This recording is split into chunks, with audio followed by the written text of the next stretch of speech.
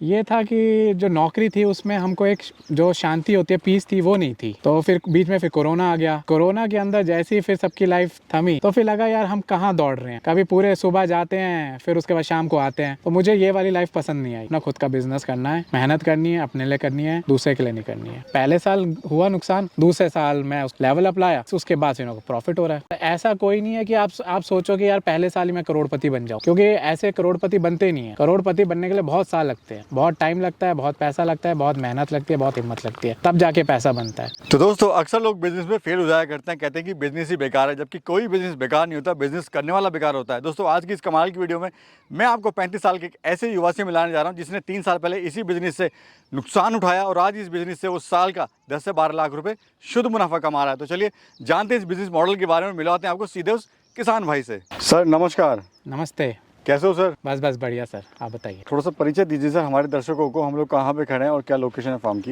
मेरा नाम भव्य भटनागर है और जो मेरा गांव है उसका नाम है सीहा और डिस्ट्रिक्ट है पलवल। तो थोड़ा सा अपना बैकग्राउंड बताइए, एजुकेशन बैकग्राउंड। मैंने MBA करा है फॉरेन ट्रेड में देवी अहिल्या विश्वविद्यालय से, इंदौर से। और उसके बाद मैंने प्राइवेट बैंक में नौकरी करी है, प्राइवेट नौकरी भी करी है। तो आखिरी में जो नौकरी थी वो प्राइवेट एक अच्छा बैंक था, उसमें मैं मैनेजर था। अच्छी खासी जॉब चल रही थी, कैसे फिर यहाँ पे मछली पालन में, फार्मिंग के अंदर आपका आना हुआ? ये था कि जो नौकरी थी उसमें हमको एक जो शांति होती है, पीस थी, वो नहीं थी। तो फिर बीच में फिर कोरोना आ गया। कोरोना के अंदर जैसे ही फिर सबकी लाइफ थमी तो फिर लगा यार हम कहाँ दौड़ रहे हैं, कभी पूरे सुबह जाते हैं फिर उसके बाद शाम को आते हैं। तो मुझे ये वाली लाइफ पसंद नहीं आई। मेरे को तो शांति वाली लाइफ जीनी है। तो फिर मैंने कहा नहीं, मुझे अपना खुद का बिजनेस करना है, मेहनत करनी है, अपने लिए करनी है, दूसरे के लिए नहीं करनी है। कितने साल से आप फिश फार्मिंग कर रहे हैं?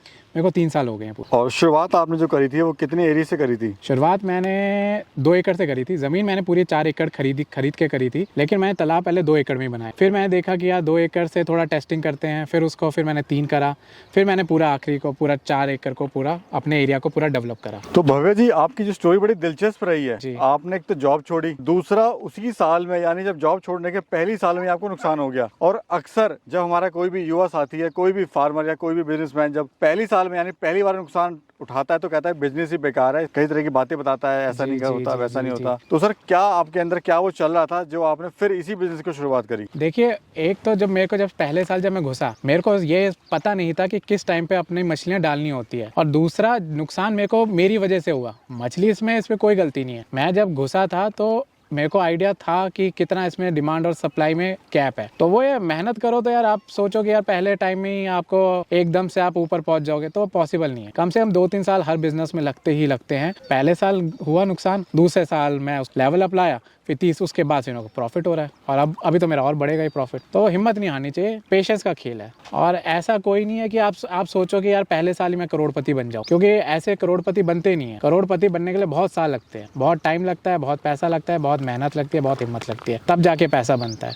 अब सर जान लेते हैं नुकसान आपको क्यों हुआ, क्या लापरवाही हुई या फिर मार्केटिंग नहीं मिली आपको, क्या दिक्कत आई? नुकसान ये हुआ कि जो बच्चा डालना था वो मुझे मार्च में डालना था। मैंने जमीन जरूर पहले खरीद ली थी, लेकिन जो डेवलपमेंट के जो 6 महीने मैंने पूरी अपनी जमीन में फेंसिंग करी है, पूरे तालाब बनाए हैं, पूरा पानी डलवाया है। तो मेरे को यही नहीं पता था कि जब पहली बार तालाब में जब पानी डलता है तो कम से कम 3 महीने लग जाते हैं, क्योंकि जमीन पानी सोख लेती है पूरा का पूरा। तो वो ही गलत हो गया कि मेरे को जो मार्च में अपना शुरू करना था वो मैंने मई में जाके शुरू करा, मई में बच्चा डाला। तो उस वजह से मार्च, अप्रैल, मई जो 3 महीने मेरे उधर गए। और फिर सर्दियां आ गई, सर्दियों में आपका बच्चा मर जाता है। हाँ, मेरे नॉर्थ इंडिया में, साउथ में तो पूरा चलता है, नॉर्थ इंडिया में बच्चा नहीं टिक पाता, एक टेम्परेचर चाहिए होता है फंगास के लिए। तो वो मेरी गलती थी। तो उस चक्कर में मुझे अपना छोटा माल भी बेचना पड़ा। तो लेकिन आपने उसी गलती से सबक सीखा जी, और आज आप 4 की जगह इसको 8 एकड़ में कर रहे हैं। हाँ, वो मैंने गलती से देखा। फिर उसके बाद फिर मेरे को सबक मिला। फिर उसके बाद मैंने अगले साल से और मेहनत करके मार्च में बच्चा डाला, उसको फिर पूरा अच्छा बड़ा करके बेचा। और उसके अगले साल मैंने उससे भी एक कदम आगे बढ़ा। उसके कदम मैंने कि रेट का कहाँ पे किस टाइम रेट अच्छा मिलता है, मैंने उस समय का इंतजार करा, उस समय अपना मैं माल बेचता हूँ, इसलिए मुझे मुनाफा होता है। तो अभी सर फीड में आप क्या खिला रहे हैं और कितना टाइम आप इनको देते हैं दिन में? देखिए, मैं मत्स्य सेतु की जो फीड है वो खिला रहा हूँ और इसको मैं 3 टाइम खाना खिलाता हूँ। और बेसिकली इसका हमारे जैसे साइज़ बढ़ता जाता है, जब साइज़ छोटा होता है तब हम 6 बार खिलाते हैं, जैसे साइज़ बढ़ता है फिर 4 बार करते हैं। अभी मैं 3 बार खिला रहा हूँ। फिर उसके बाद आखिरी में जब 600-700 ग्राम का होगा तब 2 बार में आके फिर 1 बार हो जाएगा। और सर कैसा रिस्पॉन्स आ रहा है, FCR जो आता है इस फीड का कैसा आ रहा है? अच्छा FCR आ रहा है, तभी मैं नॉन स्टॉप खिला रहा हूँ। इसका FCR बढ़िया है, 1.4 के करीब इसका FCR है। और मैं इंटीग्रेटेड करता हूँ। मेरा इसमें जैसे मैं फंगास करता हूँ तो इसमें मैंने राहू भी डाली हुई है, तो राहू अपने आप मेरा माल रेडी हो जाता है, तो 1 टन तो आराम से निकल जाता है। अभी जो हम सिर्फ पीछे पॉन्ड देख रहे हैं पूरा 1 एकड़ का पॉन्ड है ये। अभी मुझे बताइए मोटा मोटा कितना इसको खर्चा आता है बनाने में, कॉस्ट कहाँ कहाँ खर्च होती है और कितना आप इससे मुनाफा ले लेते हैं? देखिए, जो 1 एकड़ का आप तालाब बनाते हैं तो ट्रैक्टर से आपको 80,000 से 1 लाख के बीच का खर्चा है। और ये जो मेरा ये फंगास का तालाब है, फंगास का तालाब आपका 5 फुट का होता है। अगर यही मेरा IMC का तालाब होता तो ये कम से कम 7-8 फुट का होता। तो इसमें लागत 80,000 से 1 लाख के बीच में आती है। किस किस चीज़ में सर लागत आई है इसमें? देखो यार, सबसे पहले तो आपके ट्रैक्टर से जो खुदाते हैं उसकी लागत आती है। उसने कितना लिया? उसने हमारा लिया 80,000 उस टाइम, ठीक है, 3 साल पहले। उसके बाद फिर आप मोटर लगाएंगे तो उसका आता है खर्चा, उसमें 1 लाख रुपए लगता है, क्योंकि आपका ट्यूबवेल से ही पानी लेंगे, आप ऊपर से तो पानी ले नहीं सकते। चलिए 2 लाख रुपए मान लिया हमने। 2 लाख ये खर्चा आ गया। फिर उसके बाद आप फेंसिंग लगाते हैं सो दैट कि आपको सिक्योरिटी चाहिए, नहीं तो कोई भी आके चोरी हो जाएगी। फिर उस फेंसिंग लगती है, फिर आपको पूरी उसमें कैमराज लगते हैं सिक्योरिटी के लिए।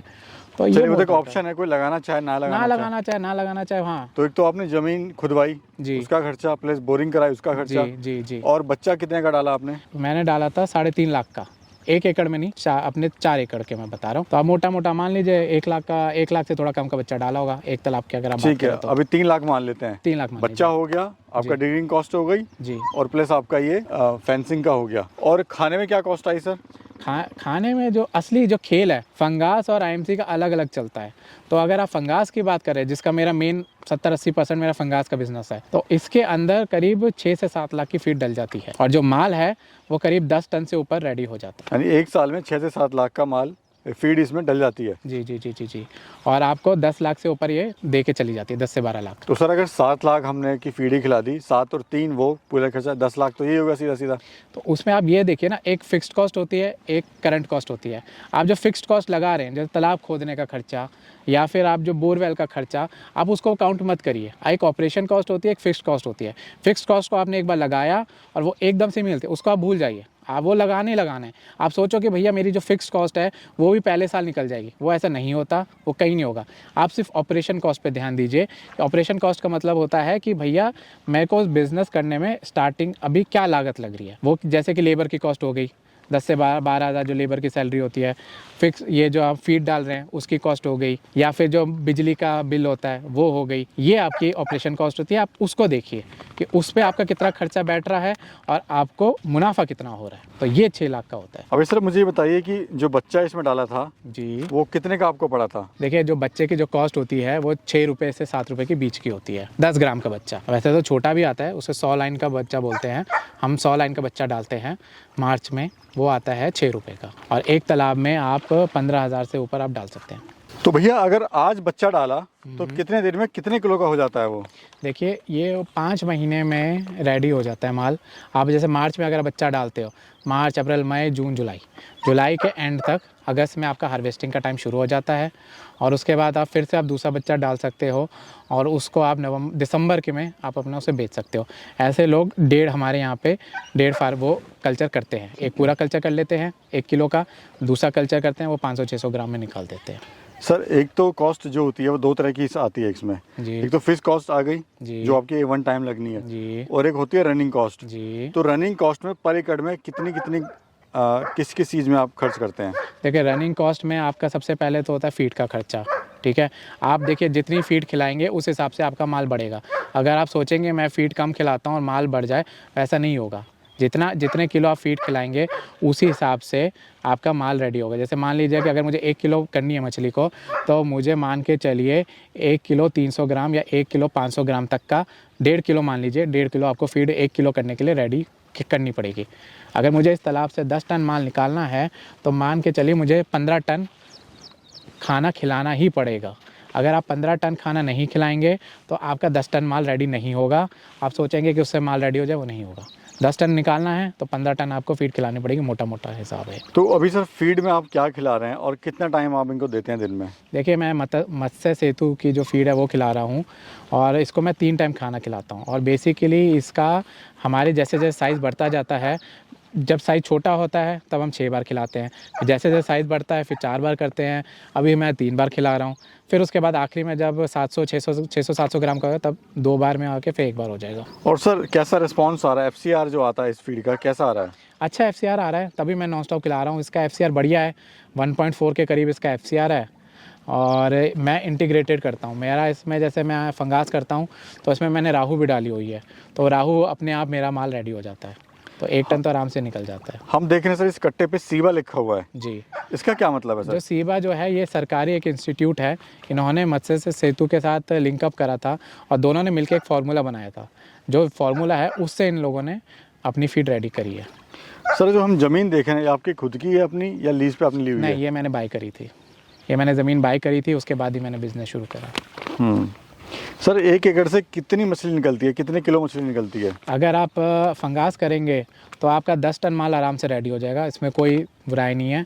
और अगर आप आईएमसी करते हैं तो आपका 4 टन के करीब रेडी हो जाएगा। तो अभी 8 एकड़ है आपका जी, तो उससे कितना प्रोडक्शन आ रहा है? देखिए 8 एकड़ में आप देखिए तो अभी मेरा 4 एकड़ फुल ऑन रेडी है, और जो उस तरफ देखेंगे वो 4 एकड़ का मैंने एक ही तालाब बनाया आईएमसी का, उसमें मेरा 12 टन का मेरा है एस्टिमेट, जो अगले साल रेडी होगा, मैंने इसी साल करा है। तो अभी मेरा 40 टन माल फंगास का रेडी रहता है, और जब वो रेडी हो जाएगा तो मैं 50 से ऊपर चला जाऊँगा साल और सर अभी औसत एवरेज क्या मिल रहा है पर औसत किलो रेट जो है? मैं निकाल रहा हूँ 135, 135 में मैंने तो 145 तक निकाला है, इस टाइम 135 है फंगास का। तो सर अभी ऑल ओवर प्रॉफिट की बात करें तो कितना प्रॉफिट आप ले रहे हैं? मैं इसे 12 लाख के करीब प्रॉफिट ले रहा हूँ, पर एकड़ में 3 लाख के करीब ले रहा हूँ, तो उस हिसाब से मेरा हो जाता है 12 लाख के करीब 1 साल में। सर पेमेंट वगैरह कैसे होती है? हम देख रहे हैं अभी यहाँ पर लेने आए मछुआरे जो हैं ये मछली लेके जा रहे हैं यहाँ से। देखिए ये हमारे इस बिज़नेस की सबसे अच्छी जो खूबी लगी उसमें से एक खूबी ये है, ये हमारा पूरा कैश बिज़नेस है। इसके अंदर एक हाथ दे एक हाथ ले वाला सिस्टम है। नॉर्मली जो बिज़नेसेस होते हैं उसमें आपको भाई हाथों हाथ पैसा नहीं मिलता है, आपको क्रेडिट पे ही अपना माल बेचना पड़ता है, और उसके बाद फिर वो 1 महीना 2 महीना कई तो 6-6 महीने तक आपकी पेमेंट रोक के रख लेते हैं। इसमें आपके जो वो है आते हैं, एजेंट्स आते हैं, ब्रोकर्स आते हैं, वो आपको यहीं पर ही आपका पूरा माल का पूरा पैसा देंगे, और उसके बाद आपको उसी वक्त आपका पूरा पैसा मिल जाएगा। अगर कोई हमारा गरीब किसान सर शुरू करना चाहता है तो कैसे शुरुआत करे और क्या इससे प्रॉफिट ले सकता है, कितना खर्चा उसको देखिए आएगा? अगर किसान अपना करना चाहता है तो मैं उसे सजेस्ट करूँगा वो छिलकारी करे, आईएमसी करे, फंगास पे ना जाए, और वो 2 एकड़ से शुरू करे। और 2 एकड़ उसमें कोई किसी बंदे को रखने की ज़रूरत नहीं है, वो खुद करे। 2 एकड़ का अपना तालाब खोदे, आईएमसी की मछलियाँ डाले, राहू, कतला, मृगल, और उससे वो रेडी करे, उसमें उसको भी अच्छा मुनाफा मिल जाएगा। अच्छा सर इसमें ये बताइए सरकार से कोई हेल्प वगैरह मिलती है क्या? सरकार से सब्सिडी मिलती है। मैंने ज़मीन पे सब्सिडी, मैंने जो तालाब खोदा है उस पर मैंने पूरी सब्सिडी ली है, और काफ़ी अच्छा ये सरकार ने करा हुआ है। प्रधानमंत्री मत्स्य योजना बोलते हैं उसको, एंड उसके अंदर आपको 7-8 लाख की आराम से मिल जाती है सब्सिडी। तो सर मुझे ये बताइए जब आपको नुकसान हुआ था पहली साल तो आपने हिम्मत नहीं हारी? नहीं, मैंने बिल्कुल हिम्मत नहीं हारी थी। एक्चुअली जब मैं इस बिज़नेस में जब घुसा, नॉर्मली क्या होता है जब लोग बिज़नेस करने आते हैं तो वो क्या, अगर आप नौकरी वाले हैं, अगर आप बिज़नेस वाले हैं तो बात अलग है। अगर आप नौकरी वाले लोग हैं तो क्या होता है कि आप नौकरी भी करना चाहते हैं साथ के साथ, और फिर सोचते हैं कि भाई मेरा पहले बिज़नेस सेट हो जाए फिर मैं नौकरी करूँगा। लेकिन मैंने ऐसे नहीं करा, मैंने अपनी पूरी नौकरी छोड़ी, फिर उसके बाद मैं बिज़नेस में घुसा, और मैं अपने दिमाग में पहले दिन से लेकर आया था कि भैया आगे खाइए पीछे कुआं है। और जब मेरे को नुकसान हुआ तो मैं कहा मैं नहीं डरने वाला, हुआ कोई बात नहीं। दिल आपका बहुत बड़ा होना चाहिए अगर आप इस बिज़नेस में आते हैं, नुकसान होगा। मेरे को अभी तक याद है जब मेरा पहला साल था, जब मैं अपनी पहली क्रॉप लेके गया था, मंडी के अंदर लेके गया था, उस दिन बारिश हो रही थी, उस दिन मेरा 3 कुंटल माल मर गया था।